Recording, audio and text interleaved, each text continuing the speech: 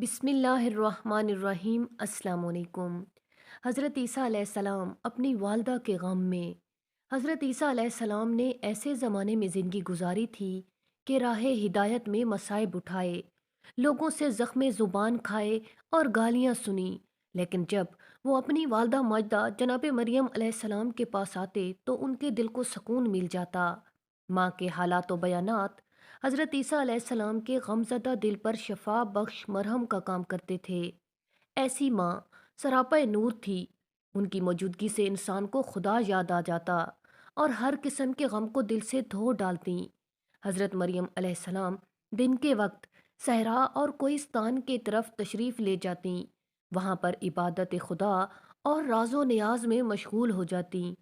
एक दिन वो वादी दमिश्क में पहाड़ के दामन में मशगूल इबादत थीं कि थक कर वहाँ पर ही सो गईं ताकि थकावट दूर कर सकें। इस हालत में दुनिया से चल बसीं। बस बहिश्ती हूरें उनके पास आईं, उन्हें गुस्ल व कफन दिया और उनके ऊपर एक सफ़ेद कपड़ा डाला। हज़रत ईसा अलैहिस्सलाम अपनी वालदा के पीछे आए। क्या देखते हैं कि वो सोई हुई हैं और उनके ऊपर एक सफ़ेद कपड़ा पड़ा हुआ है। उन्होंने माँ को बेदार ना किया। काफ़ी देर तक उनके पास इधर उधर चलते फिरते रहे, लेकिन वो बेदार ना हुई। इधर नमाज पढ़ने और रोज़ा खोलने का वक्त आ पहुंचा, लेकिन वो फिर भी बेदार ना हुई।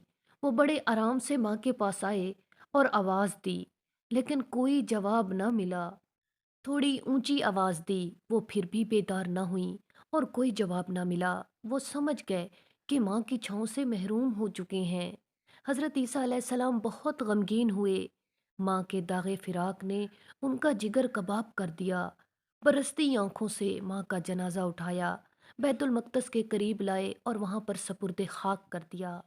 हज़रत ईसा अलैहिस्सलाम अपनी वालदा माजदा को भूले नहीं।